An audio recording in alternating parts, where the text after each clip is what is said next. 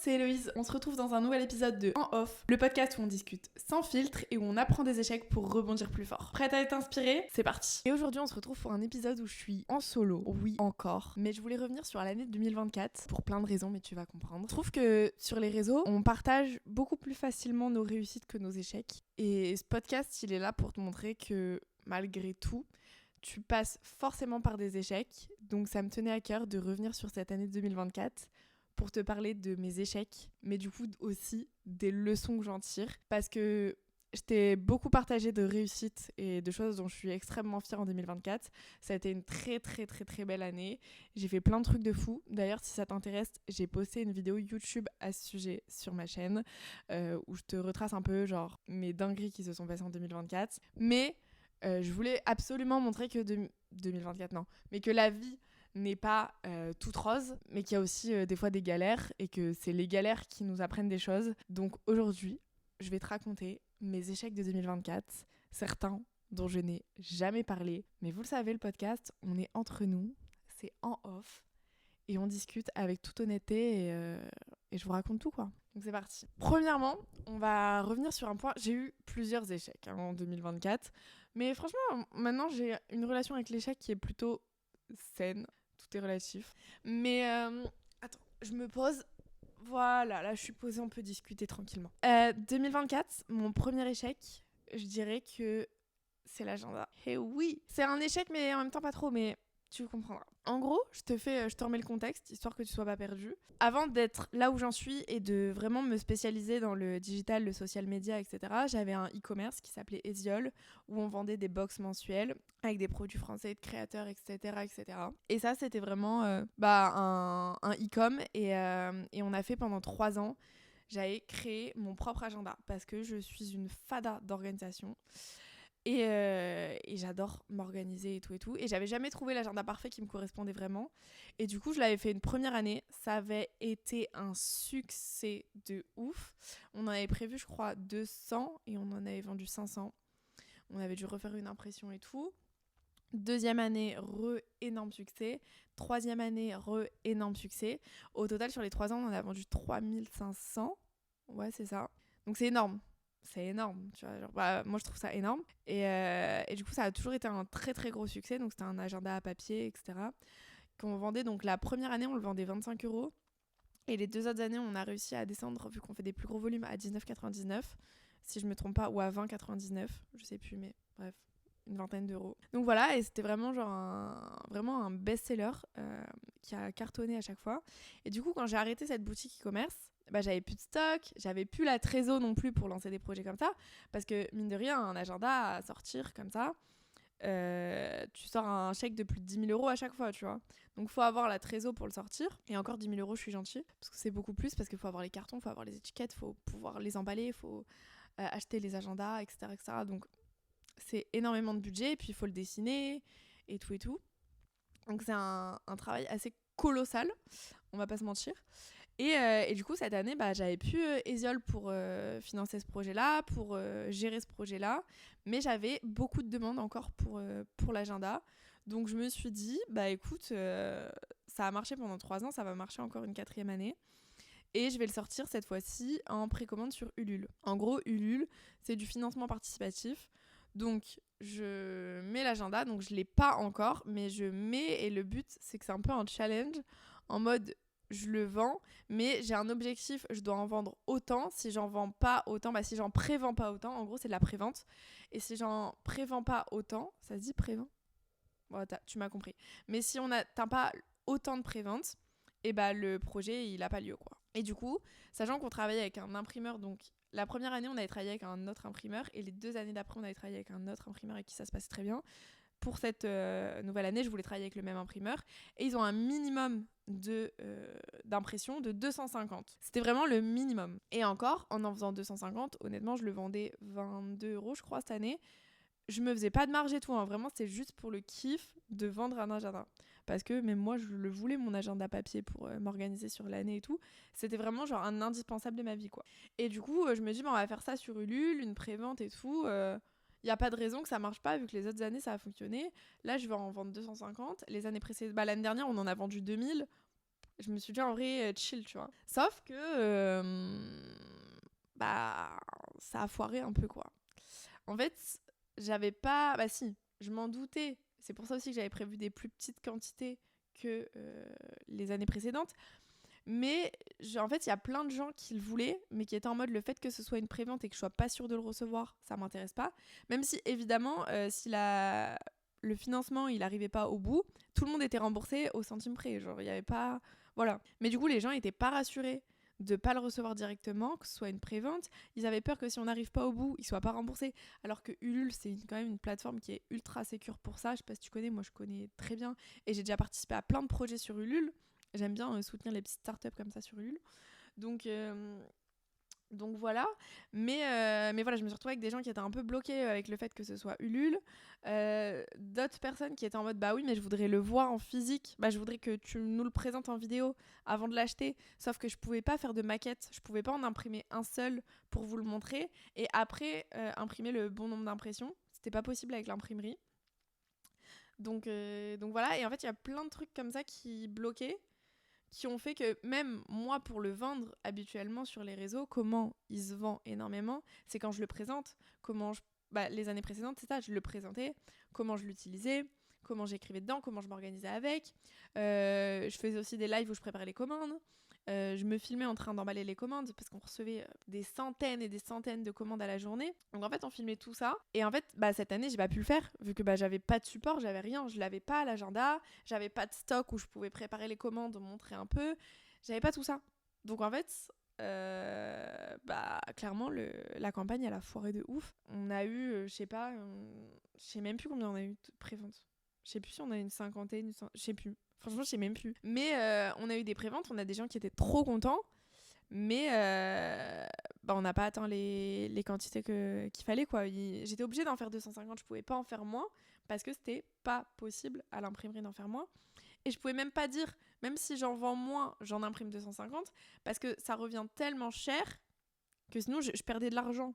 Et au bout d'un moment, faut être réaliste. J'adore faire des projets pour le kiff et pas pour me faire plein de sous. Mais faire des projets qui me font perdre de l'argent, c'est un peu con, tu vois. Donc là, j'ai débloqué. Et du coup, l'agenda a foiré. Clairement foiré. J'étais dégoûtée, vraiment. Parce que le temps, vous avez pas idée du temps que ça prend de faire des visuels et tout, de faire les maquettes de l'agenda, parce que page par page, en fait, je prends pas un truc préfet. C'est moi qui dessine chaque page. Un agenda, je crois, c'est 400 pages, un truc comme ça. Voilà, j'ai passé des heures, et pour rien du tout. Donc j'étais dégoûtée. Et ouais, ça a foiré. J'en ai pas trop parlé parce que vraiment, je l'ai un peu mal vécu sur le moment. Mal vécu. Tout est relatif, hein. Voilà. Mais j'étais dégoûtée. Parce que c'est vraiment ce projet qui me tient à cœur depuis des années. Et c'est aussi une des raisons pour lesquelles j'ai hésité à arrêter les yeux. C'est parce que j'étais en mode mon agenda, quoi. Je l'aime trop, j'aime trop sortir ce projet tous les ans. Et du coup, ouais, ça m'a saoulée. Mais j'ai rebondi dans le sens où je me suis dit, écoute, en fait, maintenant, t'as le fichier qui est fait. Perds-le pas, genre, fais-le pas pour rien et tout. Et c'est comme ça, un peu, que j'ai décidé de faire mon site de papeterie digitale. J'ai un site de papeterie digitale, si tu le sais pas, c'est eloisecpn.fr, où dessus, du coup, je vends des templates d'organisation sur Notion, mais aussi, du coup, où j'ai mis en vente, c'est pour ça que j'ai créé ce site-là, hein, mais pour mettre en vente l'agenda en version digitale. Parce que du coup, j'avais plein de monde qui était en mode, je peux pas l'avoir et tout, je suis perdue, ça fait 3 ans que je m'organise avec, comment je vais faire et tout. C'est en mode, on a le même problème, les gars, parce que même moi, je suis perdue là. Et du coup, j'en ai fait une version digitale qui est du coup non datée, que les gens peuvent acheter si vraiment ils le veulent parce qu'ils ont l'habitude de s'organiser. Comme ça, ils peuvent l'utiliser en digital, donc genre tu peux l'utiliser sur un iPad, moi c'est ce que je fais.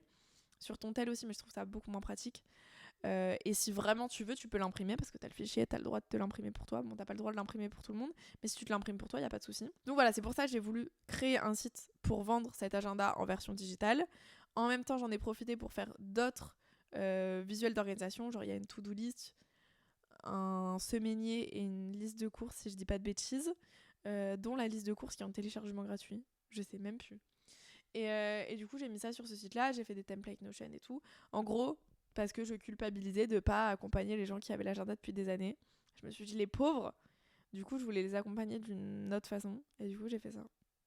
Et voilà. Le site est encore en ligne. Je sais pas si je le garde, si j'arrête, je sais pas. Je sais pas, mais c'est ma manière dont j'ai rebondi pour l'agenda. Ça m'a un peu piqué, mais c'est pas grave. Il est en version digitale du coup. C'est pas aussi bien que la version papier. Perso, je préfère la version papier. Mais faut rebondir, voilà. Je me suis foirée en 2024 sur l'agenda. Peut-être que j'en referai en 2025 et que je le ferai mieux du coup parce que je sais ce qu'il faut plus faire et comment faut faire. Et puis voilà quoi, c'est tout. Une leçon de plus dans ma grande vie. Je suis pas sûre de ça. Mais bref, t'as compris. Donc voilà, ça c'était vraiment mon premier truc qui m'a un peu embêtée, pour être poli, en 2024. Mais bon, va bene ma bella, tout va bien se passer. Après, il y a autre chose. Et ça a été plus un truc sur lequel du coup je travaille encore maintenant. On arrête, là j'ai fini l'épisode agenda, je te parle d'autre chose. En gros, j'ai créé mon studio de création de contenu en 2024. Ouais, je suis perdue dans les années, je sais même plus quand est-ce qu'on est là. Donc en 2024, j'ai créé mon studio de création de contenu qui s'appelle Zap. Et en gros, notre taf, c'est qu'on s'occupe, on gère les réseaux sociaux de différentes marques, entreprises, etc. Principalement TikTok, Instagram, avec tout ce qui est format organique, donc pas avec des pubs, mais avec vraiment du contenu quotidien. Et on gère ça, c'était une activité que je faisais en freelance et qui s'est bien développée, donc j'en ai fait un studio. C'est plus communément appelé une agence, mais j'aime pas le terme agence. Je trouve que studio, ça me représente plus, parce que pour moi, le studio, ça a plus une connotation créative, et c'est vraiment mon point fort, c'est la créativité et les idées qui en découlent et tout, pour vraiment se démarquer. Donc pour moi, c'est un studio. Et du coup, Zap Studio, mon studio de création de contenu. Donc ça, je l'ai créé en 2024. Jusque-là, tout va bien. Et on avait pas mal de clients, on avait plusieurs... Je dis on parce que je travaille pas toute seule dedans. J'ai Elsa qui est en alternance avec moi depuis longtemps et encore pour longtemps. Bref, c'est mon petit bras droit, Elsa. Mon grand bras droit même. Et du coup, on avait un client en hôtel, on avait une marque de cosmétiques, on avait une marque de produits d'entretien, et il y avait d'autres marques d'esthétique et d'autres petits trucs qui venaient comme ça de temps en temps. Mais en gros, en contrat long terme, on avait 3 ou 4 clients, je pense. Et du coup, comme on avait nos clients, moi, j'allais pas en chercher d'autres, tu vois. J'étais en mode, c'est bon, quoi. Genre, on a nos clients, je kiffe ma vie, on continue, on bosse pour eux, et voilà, et voilà. Sauf que, en fait, du jour au lendemain, j'ai un peu des clients qui se sont barrés. Non pas parce qu'ils aimaient pas mon travail, et ça, heureusement, parce que sinon je l'aurais très mal pris. Je me serais beaucoup remise en question, même si je me suis quand même remise en question. Mais parce que manque de budget, plus de budget, patati patata. Donc, des clients en moins. Sauf que quand c'est tes clients principaux qui ramènent le plus, et sur lesquels tu passes le plus de temps, tu l'as pas vu venir, du jour au lendemain, tu te retrouves avec des contrats. Les contrats qui font vivre ta boîte, ils sont plus là. T'es comme un con. Clairement, t'es comme un con. Parce que ton chiffre d'affaires, il descend. Bon, après, t'as fait de la trésorerie pour ça. Pour pouvoir... j'avais fait de la trésorerie. Donc, je savais encaisser les mois suivants. Sauf que, en fait, j'ai eu une période où tout s'est enchaîné. C'est-à-dire que ces clients-là m'ont lâché. Mais en même temps, je bossais comme une acharnée sur tous mes autres projets. Et c'était des projets sur lesquels je bossais comme une ouf, mais qui, pour l'instant, me rapportent rien. Tu vois, c'est des projets sur lesquels il faut que je m'investisse, qu'il faut que je passe du temps, il faut que je bosse, et ils me rapporteront au bout de plusieurs mois, plusieurs années. Mais en attendant, ils me rapportent rien, tu vois, mais ils me prennent du temps. Et du coup, je me retrouve dans une période où j'ai très peu de clients qui couvrent pas forcément toutes les charges de la boîte, et sauf que j'ai pas démarché, donc j'ai pas été chercher de clients, et jusqu'à maintenant, et ça je peux pas m'en plaindre, c'est que jusqu'à ce moment-là, je n'avais jamais démarché parce que tout le monde venait à moi avec du bouche à oreille. Du coup, je savais pas faire quoi. Et donc, il y a eu une période, la fin d'année 2024, où c'était le bordel.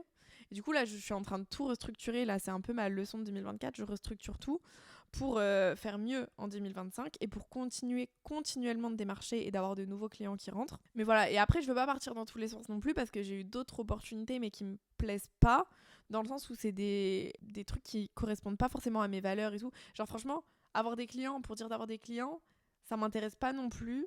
Et vous allez me dire c'est peut-être bête parce que finalement le plus important c'est de faire de l'argent. Oui mais non, parce que j'ai toujours eu à cœur d'avoir des clients qui ont une image extrêmement humaine. Vraiment le côté humain c'est hyper important pour moi, et du coup d'aller travailler pour des marques qui ont aucune valeur commune aux miennes, c'est-à-dire qui vendent, j'ai envie de dire, de la merde, ou qui sont pas du tout des trucs qui me font kiffer, je trouve que ça perd toute ma valeur en tant que personne, mais aussi en tant que studio, parce que du coup, après, on se retrouve à avoir des clients qui n'ont aucun lien entre eux, et je trouve pas ça pertinent, en fait. Je sais pas ce que vous en pensez, mais moi, je trouve pas ça pertinent, et du coup, c'est vraiment ça ce sur quoi je veux travailler en 2025, c'est que je veux vraiment développer mes 2 axes principaux, donc l'hôtellerie, restauration, etc. Et de l'autre côté, tout ce qui est start-up. Et je veux vraiment développer ça en priorité. Alors peut-être que ça changera au fil des mois, tu vois. Mais je veux pas aller m'éparpiller partout et faire de tout. Je veux vraiment... C'est ma spécialité. Je sais que c'est les domaines où je suis bonne. C'est les domaines où on est hyper quali dans ce qu'on propose, où on a des super résultats pour nos clients. Donc c'est ces domaines-là que je veux développer. Et c'est là que je veux aller chercher de nouveaux clients. Donc voilà, donc je travaille là-dessus. Mais en même temps, donc, je me suis retrouvée avec des clients en moins. Donc tu dois démarcher et tout. Et le démarchage, c'est très long, c'est très chiant, etc. Donc avant d'avoir des retombées, c'est long. Donc tu prends ta trésor. Sauf que la trésor, ben, si tu la remplis pas, elle descend, elle descend, elle descend. Et en même temps, comme je te dis, j'ai fait des projets qui me rapportent rien. Typiquement, le podcast. Je l'adore ce podcast et c'est vraiment un truc qui me fait kiffer. Mais j'y gagne rien, tu vois. Genre vraiment, c'est du temps que je prends. Moi, Elsa qui s'occupe des montages. C'est vraiment, on se rend peut-être pas compte, hein, mais je pense que le podcast nous prend environ à toutes les deux, ouais, 3-4 heures par semaine minimum. Moi, même plus, je pense qu'on est à plus de 4 heures par semaine chacune, tu vois, sur du temps où du coup on ne gagne rien. Donc c'est aussi un choix que je fais. Peut-être pas bon, mais en vrai, j'ai besoin d'avoir aussi des projets qui me font kiffer à côté, même si tous mes projets me font kiffer en fait. Héloïse, sois raisonnable. Non, mais voilà, j'ai le podcast et j'ai aussi fait le choix de sortir mon programme d'accompagnement qui me demande un temps de travail colossal et qui pour l'instant ne me rapporte pas, puisque du moins tous les mois où j'ai travaillé dessus avant qu'il sorte, tu travailles comme une acharnée mais t'es pas payé parce que c'est pas encore sorti. Et quand ça sort, il faut que l'argent que t'encaisses, il recouvre tous les frais que t'as eu jusqu'à maintenant, que ce soit les logiciels, payer le monteur, payer ci, payer ça et tout. Donc c'est des projets qui te rapportent pas tout de suite, tu vois, tu dois vraiment faire un investissement sur toi, sur l'avenir un peu. Mais voilà, et du coup la fin d'année 2024 a été assez hard parce que j'avais énormément de taf, mais pas forcément d'argent qui rentre, tu vois. Donc je me suis pas payée pendant plusieurs mois, franchement, ce qui me fait chier, je vais pas te mentir, parce que c'est ce que j'ai déjà fait pendant 3 ans avec Esiol, je me payais pas. Hein, donc voilà, je veux pas trop revenir dans ce système-là où je bosse comme une acharnée mais que je me paye pas. Donc voilà, pendant plusieurs mois, je me suis pas payée, ce qui fait un peu un coup au moral. Parce que même si, oui, j'ai envie de très bien gagner ma vie, je vais pas vous mentir, et de toute façon, qui n'a pas envie de bien gagner sa vie, j'ai envie de vous dire. Mais j'ai envie de bien gagner ma vie, mais je suis pas non plus là que pour l'argent, tu vois. Moi, la priorité numéro 1, c'est que je me régale dans ce que je fais, mais que après, oui, certes, je sacrifie des moments où je taffe, c'est au minimum pour vivre en versant un salaire, tu vois. Donc là, ouais, je me suis pas payée depuis plusieurs mois, donc un peu relou. Et du coup, morale de tout ça, c'est faut continuer de rentrer tout le temps des clients, et t'es mieux à avoir 10 petits clients. C'est la morale que j'en tire moi, mais 10 petits clients que 3 très gros clients, parce que quand t'as les 2 gros qui partent, t'es comme un con, voilà. Mais c'est pas grave, c'est une leçon, je ferai mieux en 2025, je sais ce que je dois plus faire et je sais comment je dois faire. Donc finalement, ça peut que être mieux, tu vois. Mais voilà, c'est un peu un truc, ça me pique un peu, c'est un peu dur d'en parler, mais je pense que c'était quand même important de... En fait, dans la vie, ok, faut savoir accepter ses réussites, mais faut savoir accepter ses défaites. Et je pense qu'une fois que t'assumes ta défaite, tu peux plus facilement évoluer, genre. Je sais pas, est-ce que je suis bizarre ou est-ce que tu comprends ce que je veux dire? Et je dirais un de mes derniers échecs de 2024. Mais encore, tu vois, là, j'utilise le mot échec. Mais en vrai, pour moi, c'est pas des échecs. Genre, c'est des trucs où je me suis foirée. Mais c'est pas grave, genre, on prend les leçons qu'on a à en prendre. Et on grandit, on évolue et on fait mieux maintenant. Donc voilà, mais comme ça, on se comprend quand je dis échec. Mais en gros, c'est que cette année, en 2024, je me suis beaucoup investie sur mes réseaux perso. J'espère que ça s'est vu, parce que vraiment, j'ai vraiment tout donné. J'ai investi dans du matos pour créer du contenu et tout.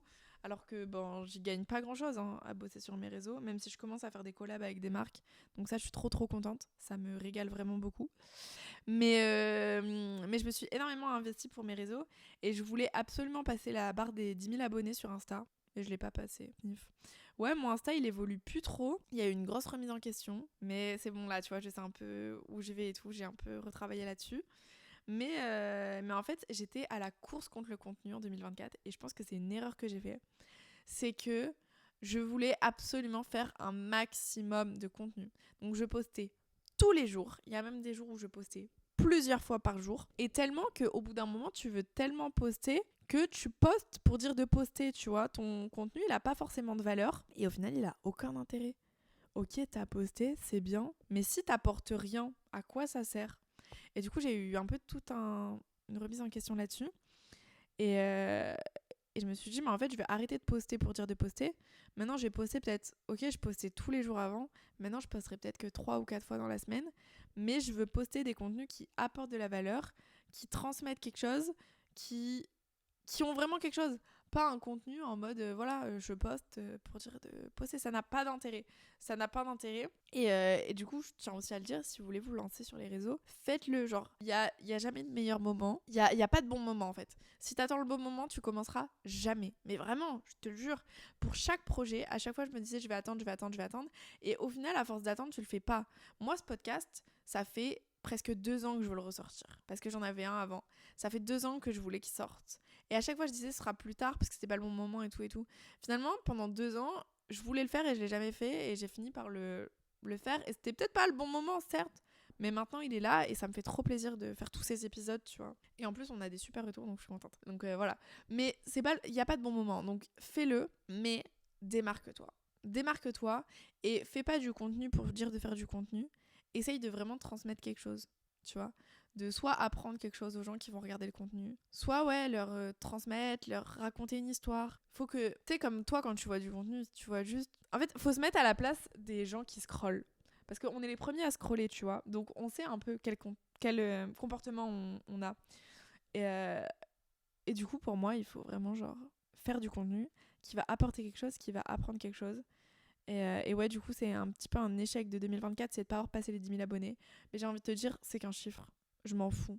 Je préfère avoir vraiment peu d'abonnés et des gens qui me suivent réellement et qui aiment mon contenu et où je leur apporte quelque chose et où ils sont contents de voir mon contenu, où ça les motive, etc., que d'avoir des centaines de milliers d'abonnés et d'avoir peu de personnes qui ont vraiment un intérêt pour ce que je fais. Donc c'est aussi pour ça que je suis pas non plus à la course aux abonnés. Et j'ai été depuis des années comme ça. Mais donc d'un côté, je suis deg de pas avoir passé la barre des 10 000 abonnés, parce que pour moi c'est un peu le palier depuis toutes les années où je suis sur les réseaux.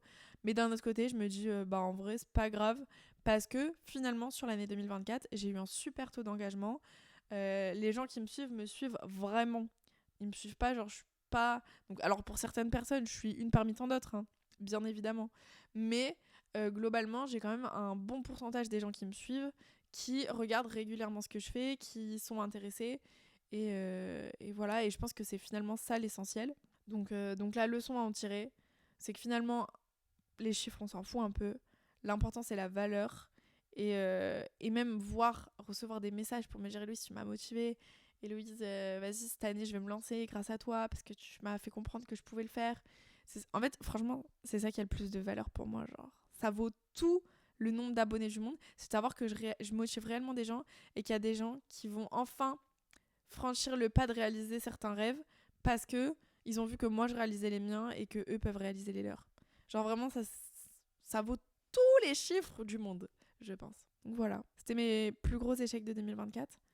Peut-être que j'en ai oublié certains, mais ça fait plusieurs jours, plusieurs semaines que je réfléchis à cette vidéo et je pense que j'ai oublié un truc, hein. Mais j'arrive pas à trouver quoi. Donc bon, j'espère que cet épisode t'aura plu, que tu pourras utiliser mes petites leçons de vie pour évoluer dans ton année 2025 et dans toutes les années à venir. Et surtout te rendre compte que même si tu te foires, c'est pas grave. T'apprendras quelque chose et t'évolueras. Voilà. Chaque échec est une leçon. Et finalement, je les vois même plus. Pour moi, c'est même plus des échecs, c'est genre, je me suis foirée. Mais c'est pas grave, la vie continue et c'est comme ça quoi, c'est tout. Bref, merci d'avoir écouté cet épisode. N'hésite pas à aller écouter les suivants, on te prépare une super année 2025 sur cette émission. J'espère que les épisodes te plaisent. N'hésite pas à laisser des avis ou à nous faire des retours. Il y a un Insta spécialement pour ce podcast qui s'appelle En Off Podcast, ou sinon tu peux venir sur mes réseaux directement perso, tout est lié ensemble. Venir voir un peu ce qui se passe au quotidien, ma chaîne YouTube, etc. Du coup, ma vidéo qui est sortie là cette semaine sur YouTube où j'ai expliqué genre mes plus grandes réussites de 2024 et mes plus grandes fiertés. Donc voilà, je te souhaite une très bonne journée et on se retrouve dimanche prochain à 10h pour un nouvel épisode avec un invité de folie, comme tous nos invités finalement. Mais tu vas te régaler, j'ai trop hâte que tu vois les prochains épisodes. À bientôt, bisous.